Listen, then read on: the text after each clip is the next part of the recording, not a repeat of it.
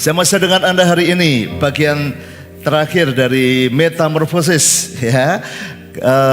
Sebenarnya ini rangkaian panjang, tapi saya mau singkat. Kita baru bicara inti-intinya dulu.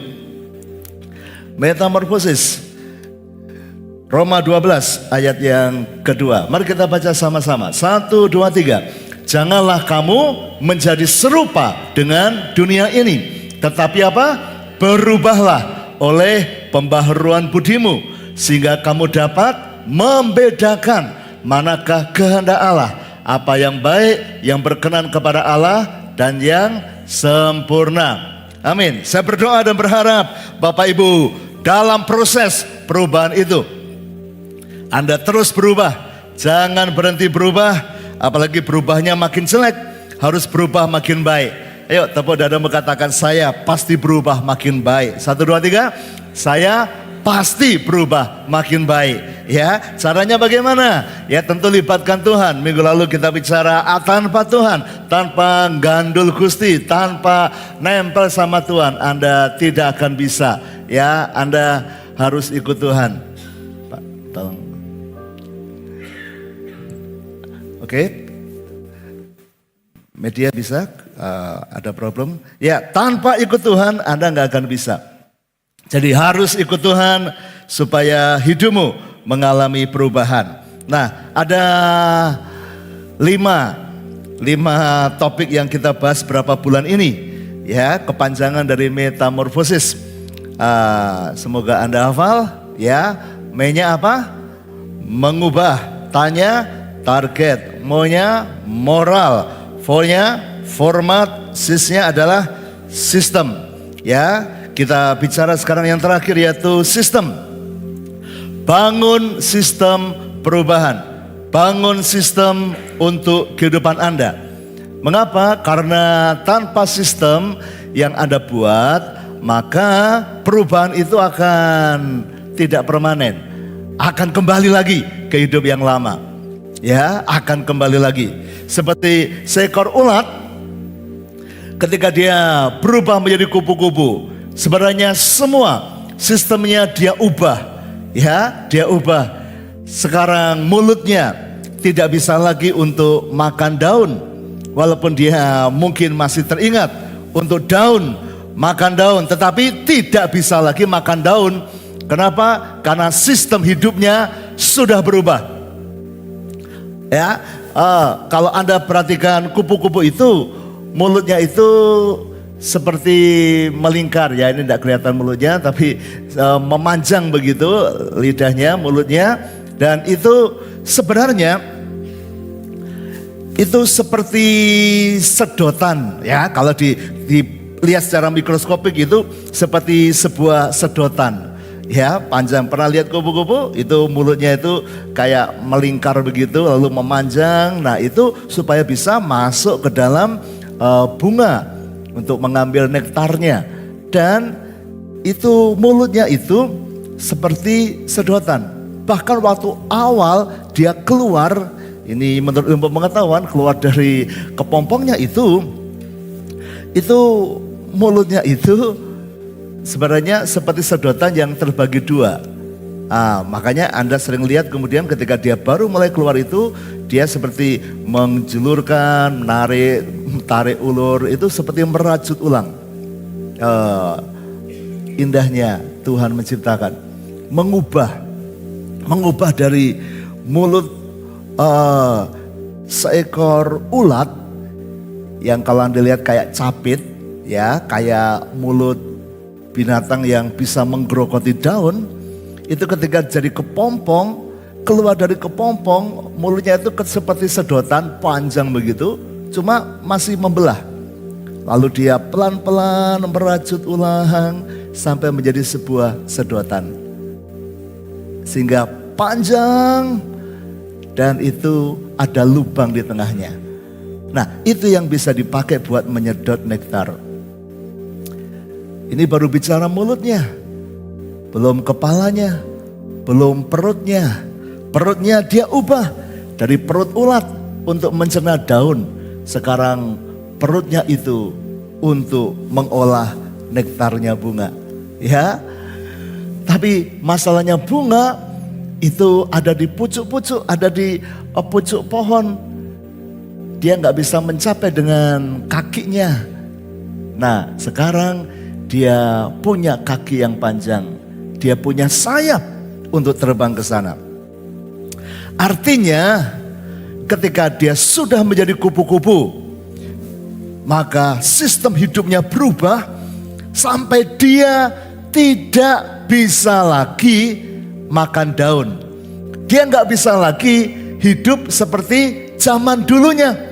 Ya, dia nggak bisa lagi merayap seperti dulu. Dia nggak bisa lagi ngerokoti daun, merusak daun seperti dulu, merusak sayuran. Nggak bisa. Ya, yang dia bisa adalah membangun sistem hidupnya. Sekarang dia harus mencari bunga.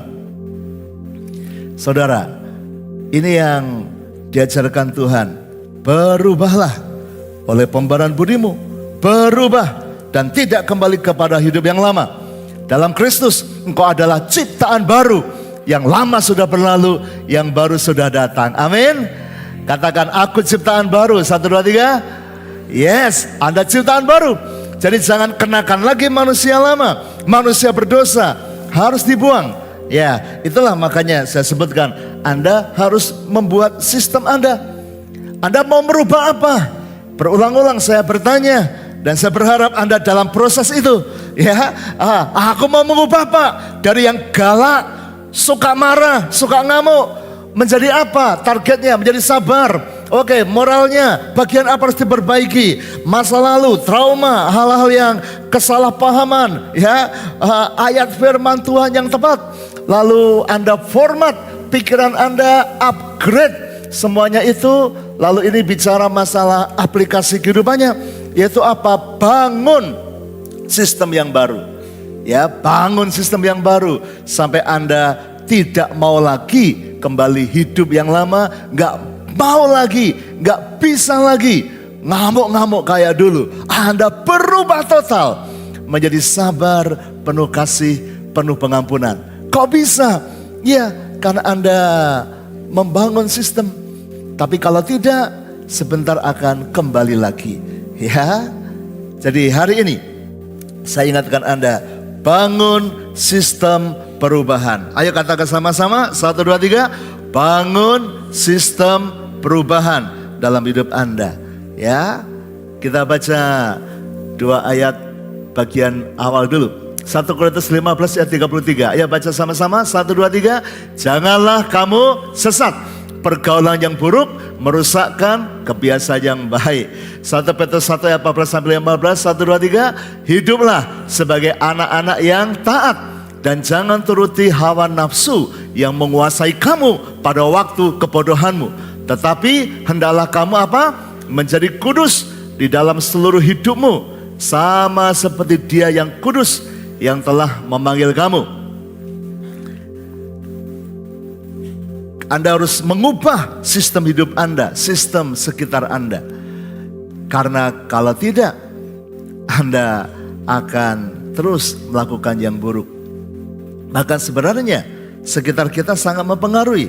Ya, saya ingat cerita teman saya, mereka mahasiswa lalu ada tugas di pulau lain, ya, pelayanan dan juga beberapa hal dikerjakan. Ini satu tim, ya, satu tim kira-kira 10 orang dan pergi ke kota itu kira-kira 1 minggu, hanya 1 minggu. Lalu mereka ditempatkan di satu hotel begitu, hotel kecil.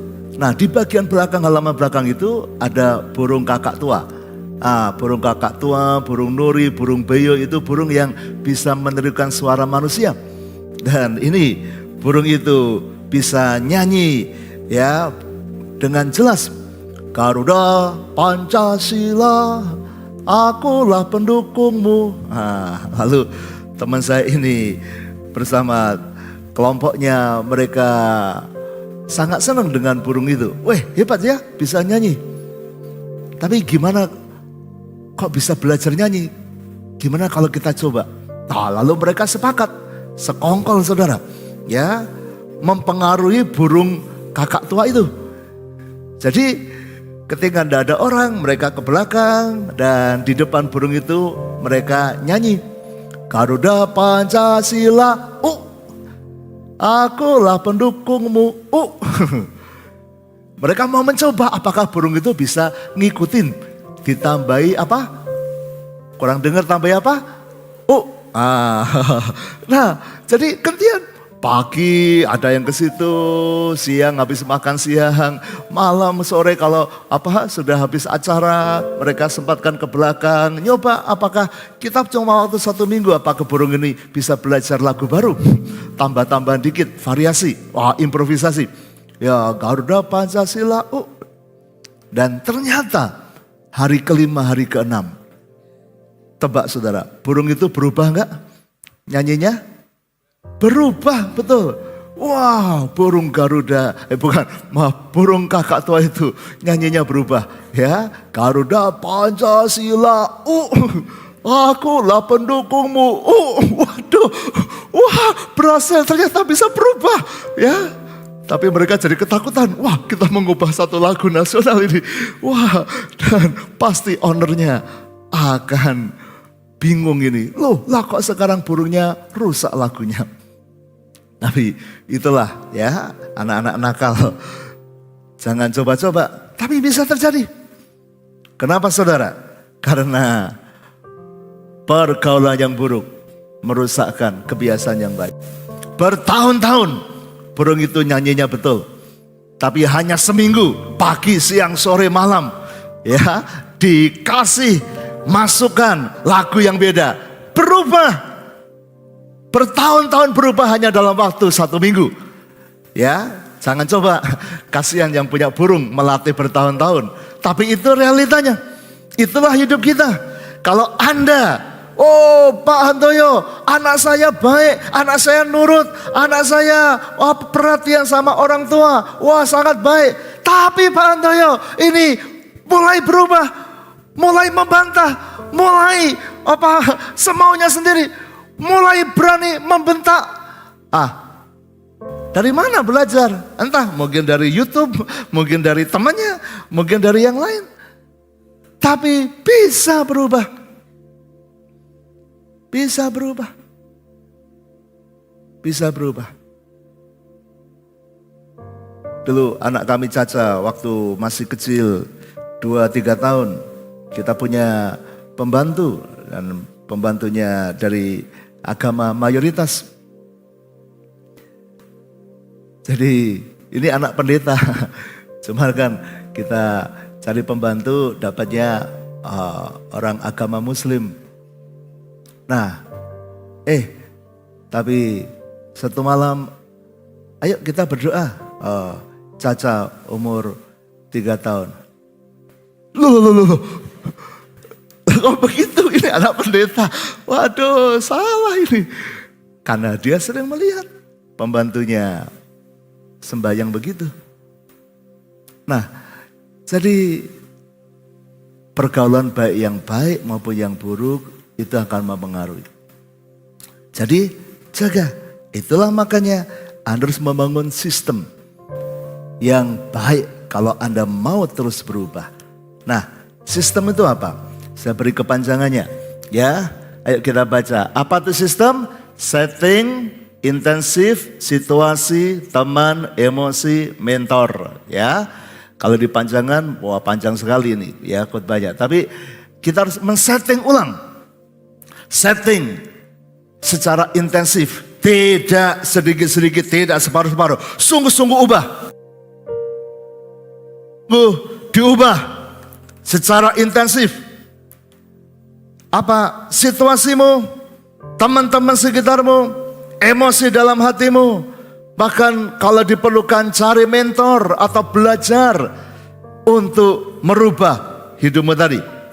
Mujizat dalam Tuhan, Tuhan sanggup mengubah, engkau dijadikan ciptaan baru. Tapi ingat, manusia lamamu masih ada, sekitarmu masih ada. Dan itu harus diperbaiki, ya.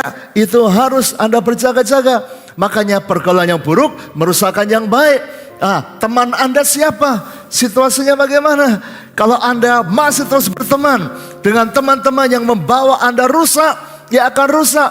Kalau Anda datang ke tukang sate, Anda berjam-jam di dekat tukang sate yang sedang bakar sate kambing, asapnya kemana-mana, ya Anda pulang akan bau sate, ya.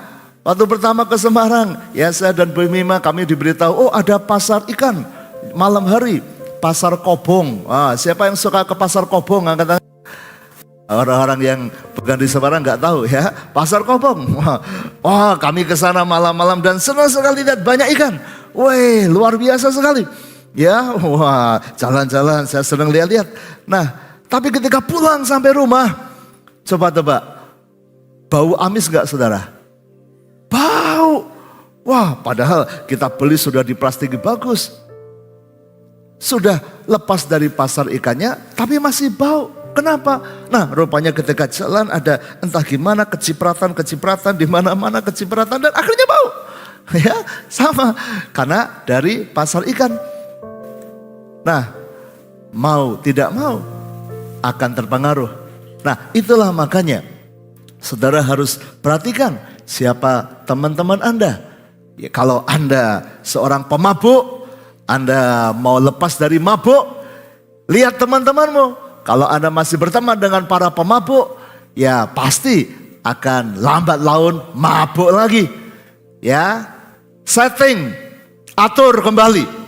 Kalau tidak Anda akan jatuh lagi. Ya, akan gagal lagi. Mana mujizat metamorfosisnya? Lah Anda tidak berjuang.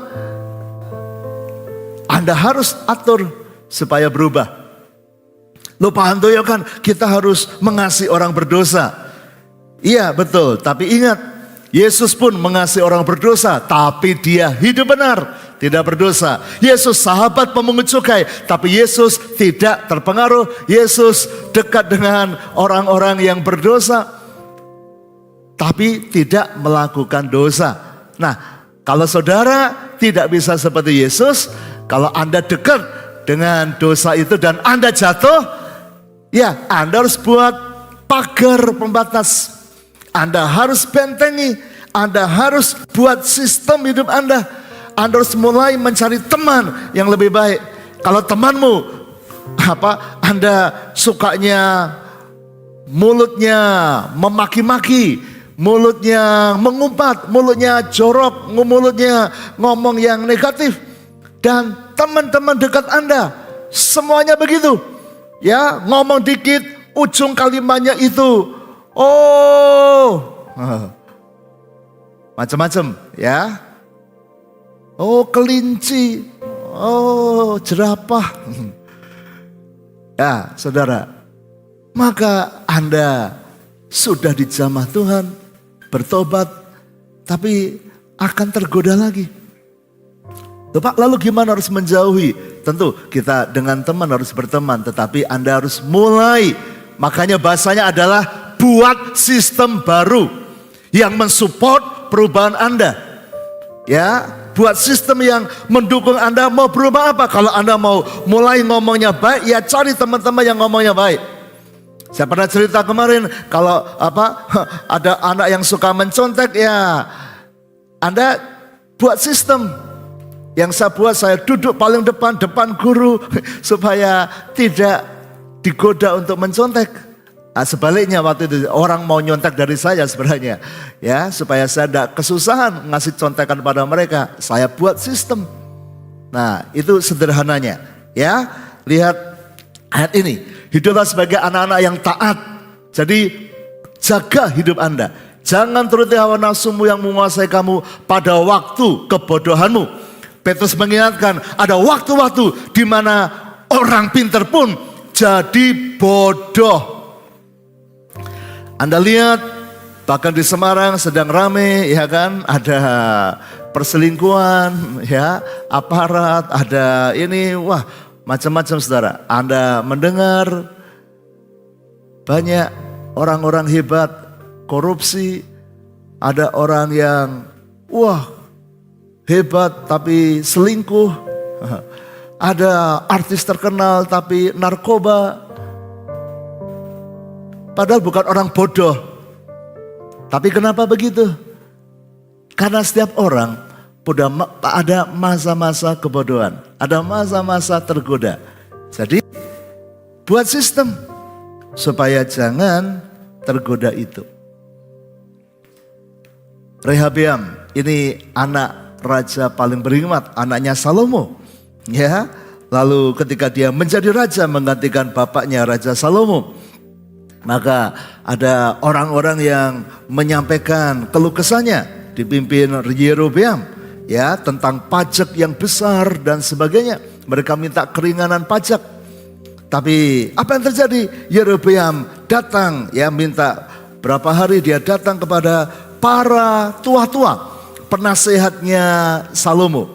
Ini adalah para penasehatnya Raja Salomo. Salomo aja berhikmat, penasehatnya pasti orang yang luar biasa. Dan para penasehat Salomo berkata apa? Orang-orang tua ini, wah, kamu raja baru, jadi ikuti dulu. Kalau kamu bisa mengambil hati mereka, kamu bisa melayani mereka dulu, ya, nanti di kemudian hari mereka akan tunduk kepadamu. Jadi ya turunkan dulu pajaknya, gitu kan, dengarkan suara mereka. Tapi rupanya Rehabeam tidak mendengar nasihat para tua-tua itu. Dia cerita kepada teman-temannya, teman-teman yang seusia dengan dia, gimana ini? Dan teman-temannya rupanya belum memahami kehidupan seperti para tua-tua.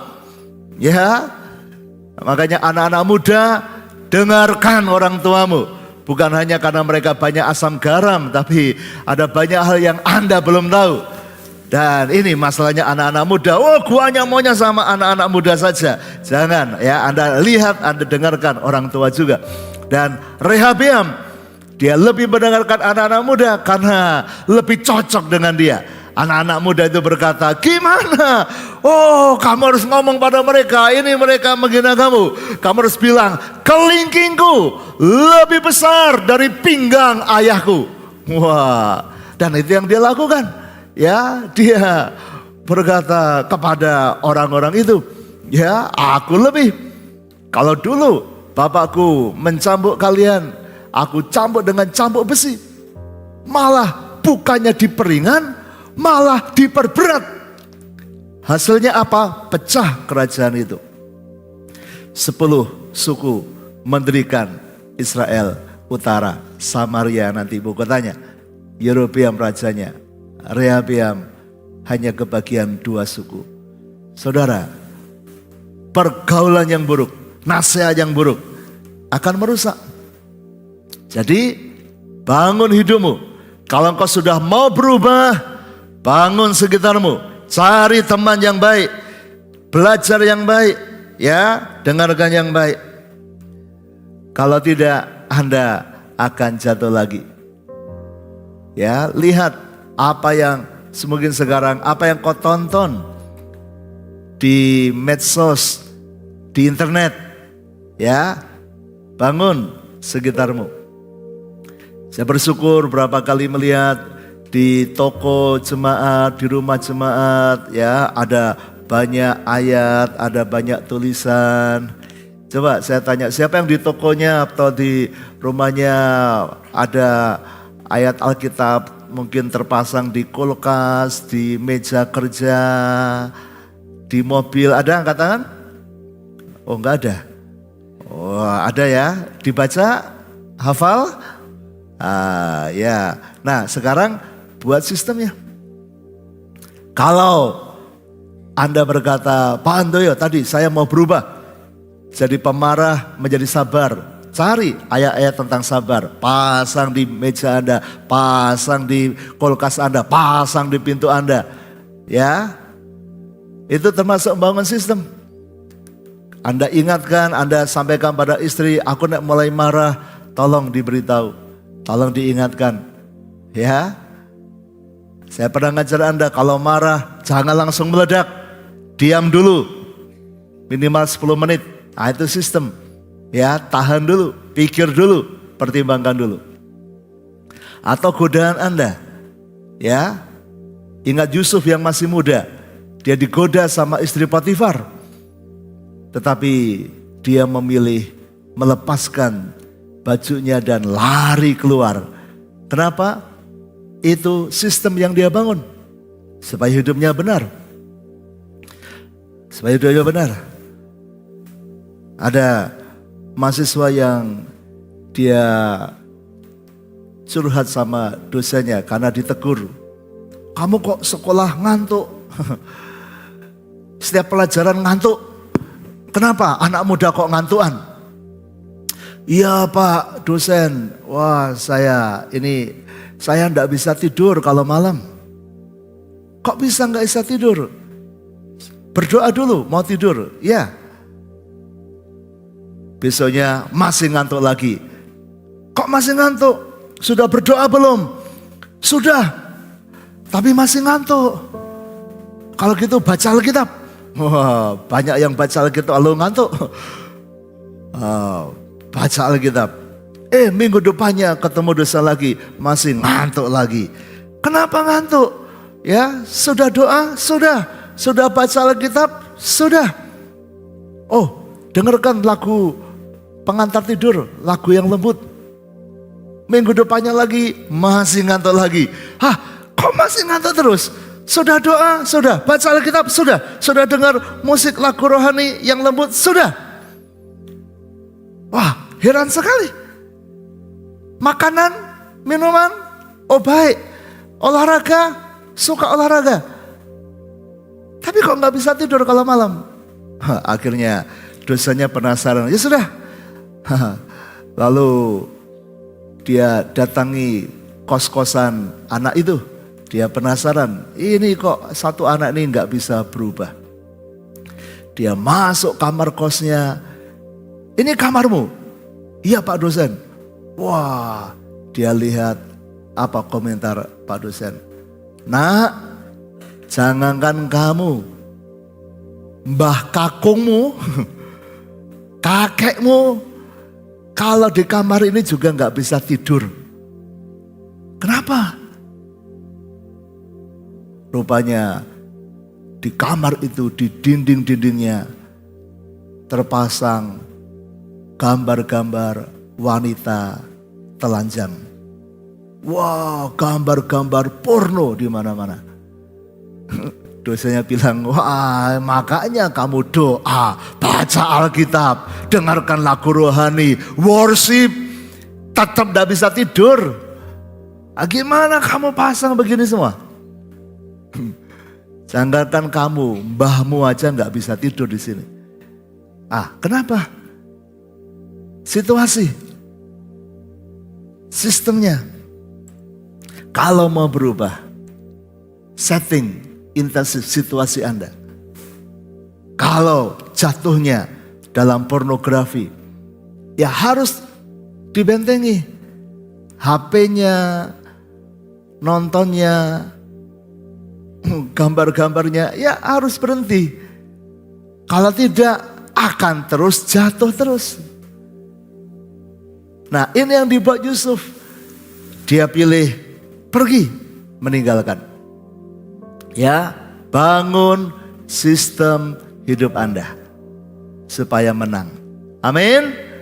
Kalau Anda, apa masalahnya? Apa yang menjadi ulat dalam hidupmu yang mau Anda ubah? Ya, mungkin kekhawatiran. Maka bangun sistem supaya Anda bisa damai sejahtera. Ya, Paulus berkata di dalam 1 Korintus 9 ayat 26-27. Ayo kita baca sama-sama. 1, 2, 3. Sebab itu aku tidak berlari tanpa tujuan. Dan aku bukan petinju yang sembarangan saja memukul. Tetapi aku melatih tubuhku dan menguasainya seluruhnya. Supaya sesudah memberitakan Injil kepada orang lain, jangan aku sendiri ditolak. Ya, Paulus mengibaratkan seperti pelari, seperti petinju yang tidak sembarangan, punya tujuan, bahkan melatih.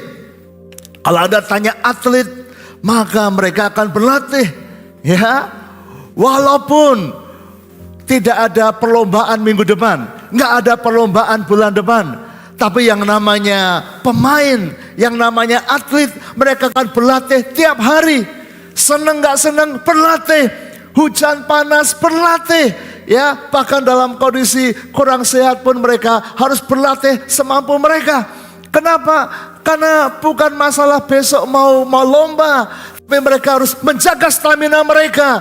Bahkan mereka harus menaikkan level mereka.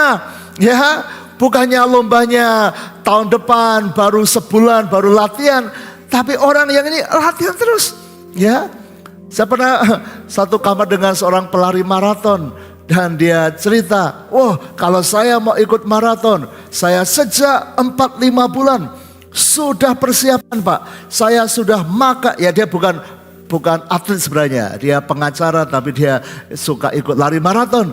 Dia bilang dari 4-5 bulan saya sudah menjaga makanan. Ya, nggak makan ini, nggak makan itu. Saya sudah berlatih setiap hari. Setiap lama makin kuat. Waduh, padahal masih 5 bulan. Kenapa? Supaya dia punya performa yang bagus. Itu bangun sistem. Ya, ketika mau makan, oh ini enggak, ini bikin lemak, makan ini enggak, ini bikin gula tinggi, oh makan ini enggak. Dia bangun sistem, ya. Mau tidur malam enggak bisa, istirahatnya sekian. Kenapa? Mau menang. Mau menang, harus mengatur hidupnya. Kalau Anda tidak mengatur hidupmu, Anda akan kalah terus. Ya, apa yang menjadi kelemahan Anda? Oh iya Pak, kata orang, mulut saya menyakitkan. Kata orang, kata keluarga saya, kalau saya ngomong itu membuat orang terluka. Saya tidak ngomong yang lain, saya ngomong Pak Handoyo sendiri. Saya begitu saudara. Waktu kecil, waktu remaja saya ya saya anak baik, tapi 1-2 perkara banyak hal terjadi. Saya waktu SMP itu menjadi anak yang penuh kepahitan. Dan saya kalau dengar di radio ada tag, itu saya dulu. Apa? Ngomong dikit tapi nyelekit. Itu saya. Dan saya tidak sadar.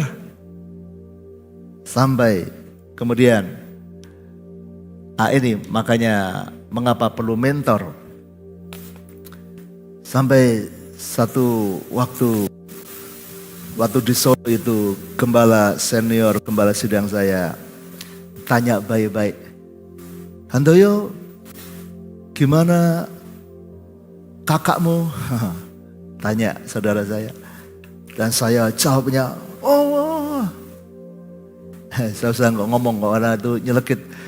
Dan pendeta saya terkejut, ini bapak senior.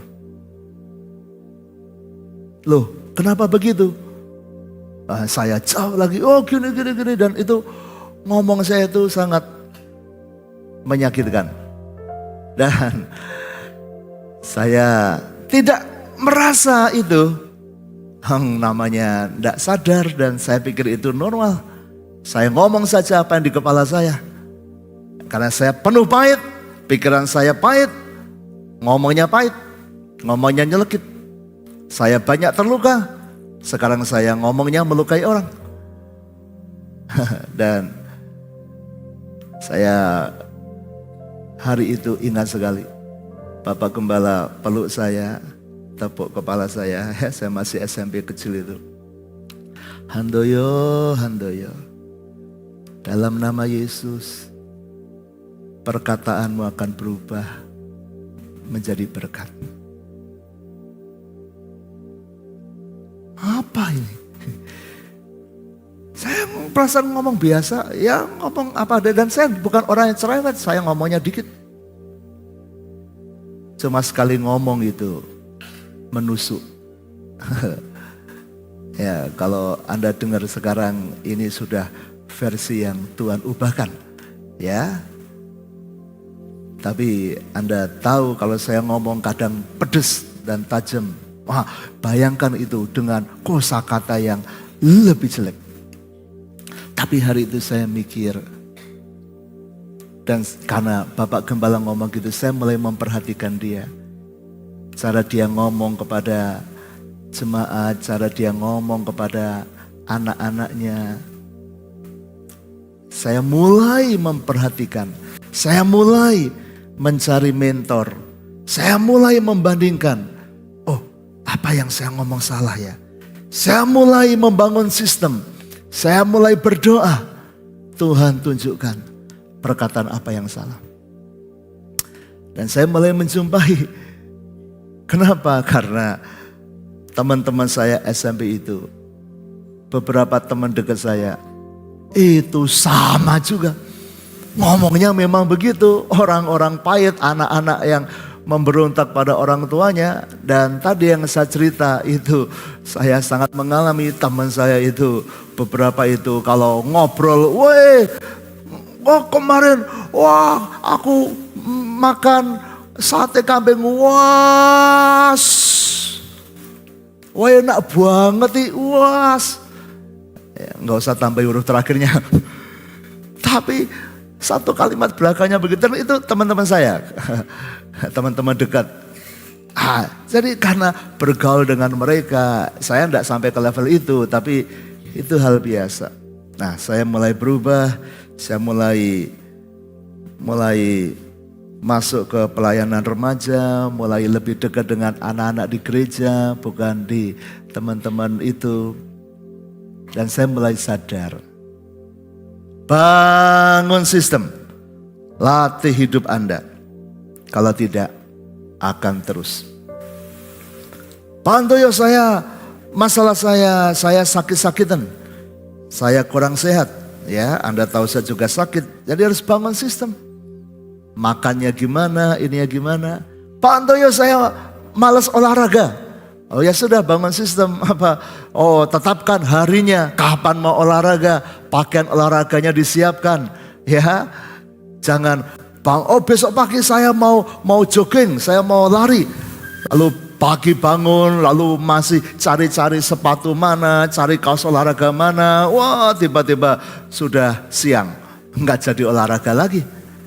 Kalau Anda memang mau niat olahraga, mungkin remindernya, HP-nya, mungkin pasang tulisan, pasang poster olahraga, semangat, ya kan, nonton, belajar tentang olahraganya, ya, lalu sepatunya disiapkan yang dekat pintu, apa di dalam kamar sekalian, dengan baju olahraga siap, bangun tidur melek, olahraga, pasti akan olahraga. Lawan. Dan Anda akan lebih sehat. Ya, jadi bangun sistem Anda. Termasuk dalam pekerjaan. Kalau Anda gagalnya karena sering tidak tepat waktu. Janji 1 minggu selesai. Tapi selalu molor, dikomplain terus sama pelanggan Anda. Berarti Anda harus bangun sistem baru. Supaya bisa on time proyeknya. Pak Antoyo, saya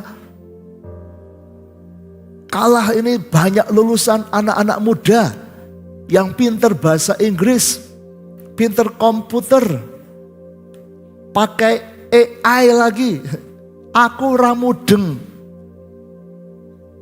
Kalau Anda menyerah, tidak akan pernah naik level dan Anda akan terus terpinggirkan.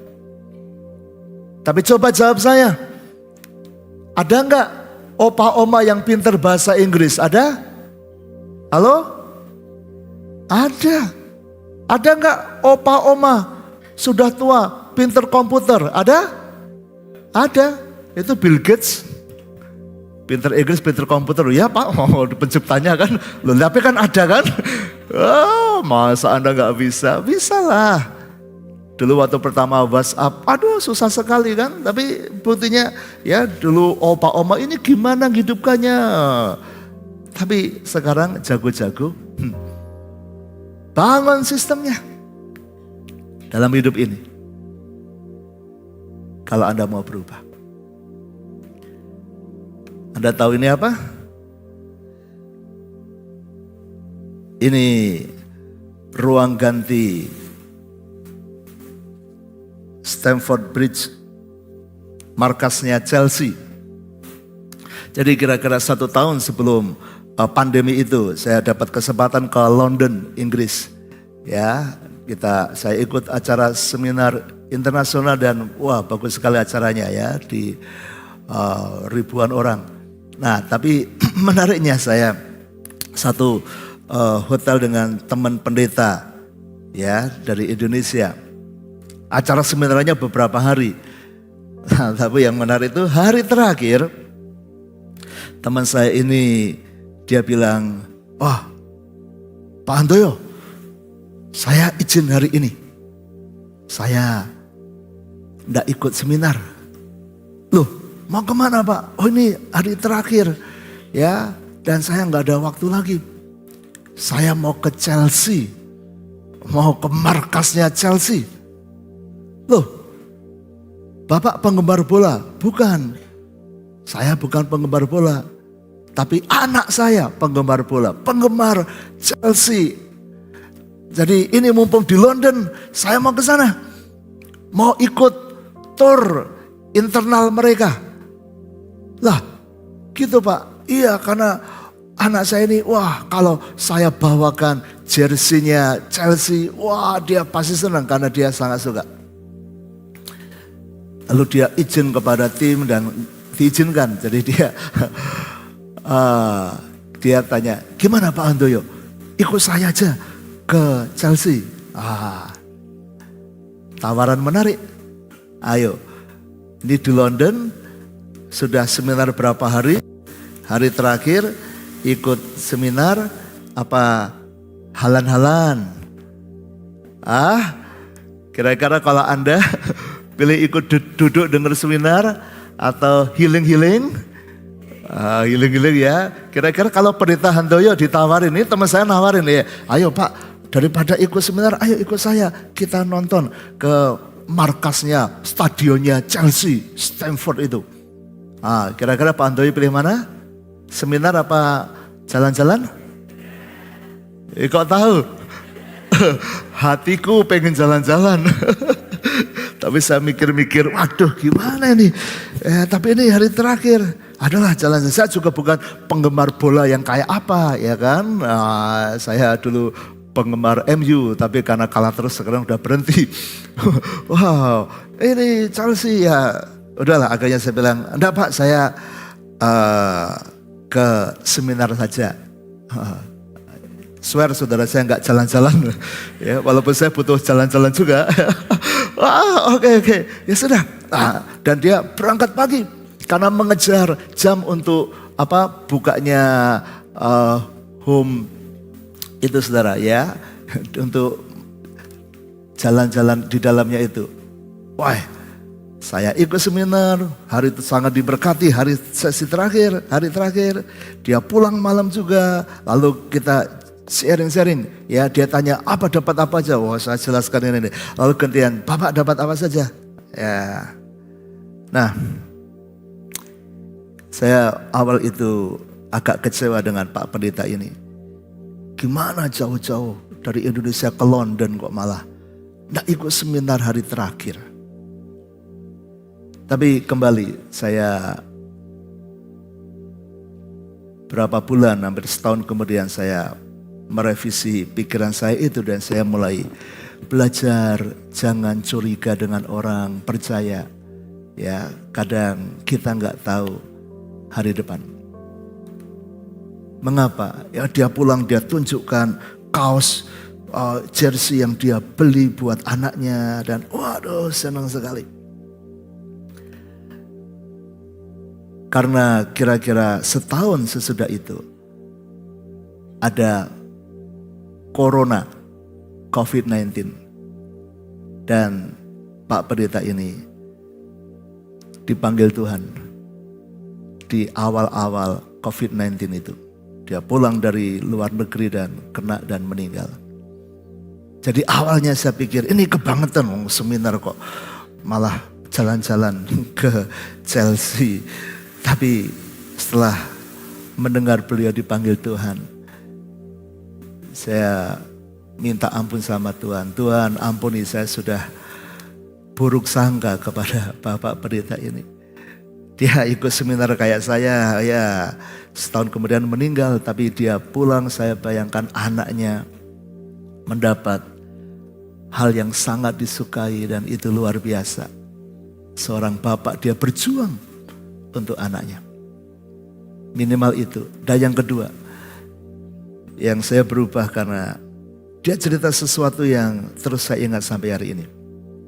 Jadi ketika internal home tour itu, dia masuk tour itu bayar cukup mahal, berapa juta gitu untuk bisa masuk ke sana. Lalu diajak, ini stadionnya, ini tempat ininya, ruang-ruangannya, dan pelatihnya, ini sampai kepada ruang gantinya. Lalu dia cerita, ya setiap stadion ini kan ada 2 ruang ganti, ini markasnya Chelsea yang terpisah, lorong dan ini. Coba kalau Anda di Indonesia, ya ada markas yang buat tim sendiri, ada ruang ganti yang untuk tim lawan yang datang berkunjung. Kalau ada tempat yang bagus sama jelek, yang jelek buat tim lawan atau tim sendiri? Halo?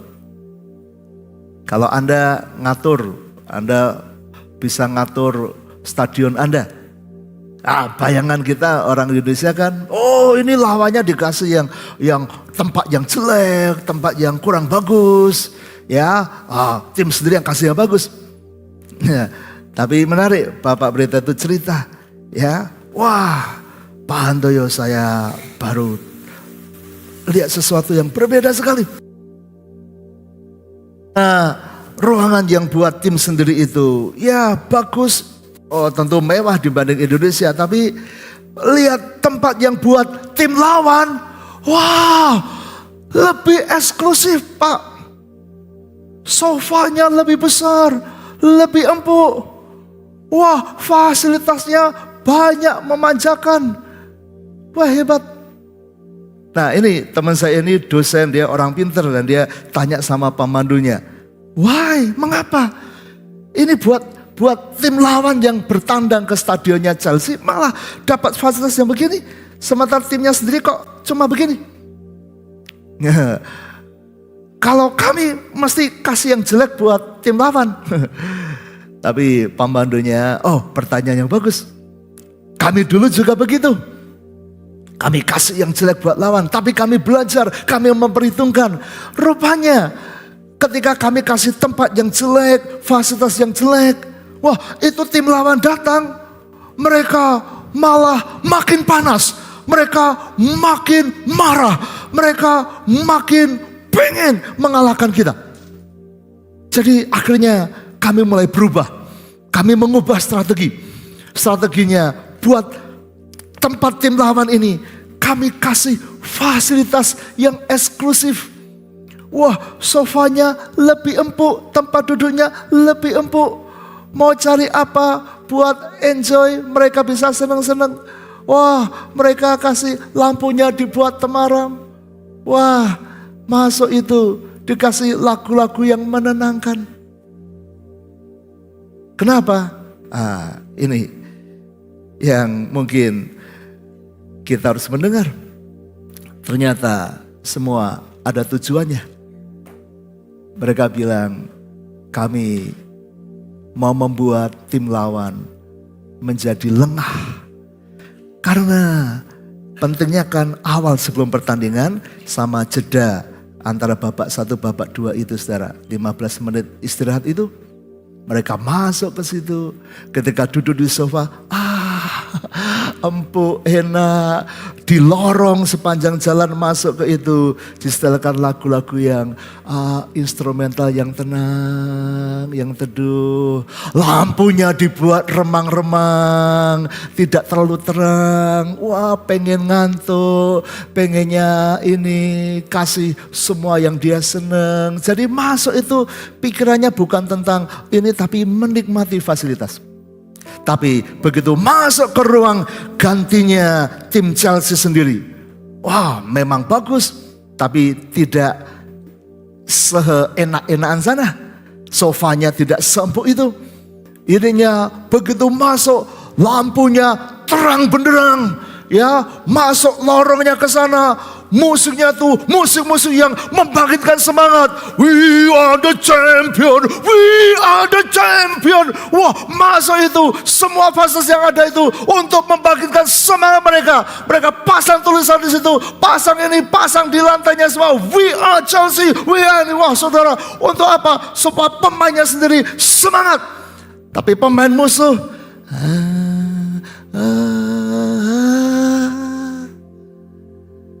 dan Chelsea skornya mungkin 82%, tidak pernah kalah kalau tanding di kandangnya.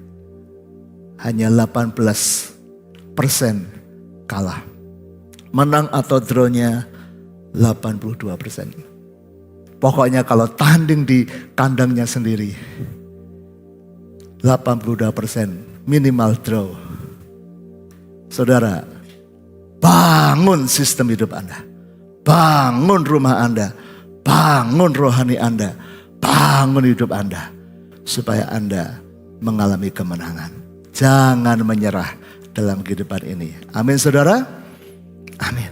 Ayo kita bagi berdiri saudara. Ku tak akan menyerah pada apapun juga. Sebelum ku coba semua yang ku bisa, tetapi ku berserah kepada kehendak-Mu. Hatiku percaya Tuhan punya rencana. Ku tak akan menyerah, ku tak akan menyerah pada apapun juga. Sebelum ku coba semua yang ku bisa, tetapi ku berserah kepada kehendak-Mu. Hatiku percaya Tuhan punya rencana. Hatiku percaya, hatiku percaya Tuhan punya rencana. Hatiku percaya, hatiku percaya Tuhan punya rencana. Haleluya. Ayo perbaiki hidupmu. Ayo bangun sistem hidupmu. Lihat situasimu, teman-temanmu, emosimu. Cari mentor yang tepat. Bertumbuh, belajar, ubah keadaanmu, ubah situasi sekitarmu. Tuhan menolong. Ya Rabba, ubah kami Tuhan. Menang dalam-Mu Tuhan. Ayo taruh dua tangan di dada. Kita menyelesaikan sesi metamorfosis berapa bulan ini. Saya berdoa supaya jemaat Efrata Anda bertumbuh. Bahkan hari ini Anda bangkit. Jangan menyerah dengan keadaanmu. Bangun sistem yang baik. Bangun situasimu, kondisimu, rumahmu, keadaanmu. Oh, apa yang kau baca, berlatih untuk hidup lebih baik. Bapa, ampuni kami kalau seringkali kami menyerah dengan keadaan. Padahal Tuhan punya rencana besar. Hidup kami ciptaan baru. Hidup kami punya kesempatan menjadi baru. Tuhan tolong meteraikan kebenaran-Mu bahwa kami makin naik.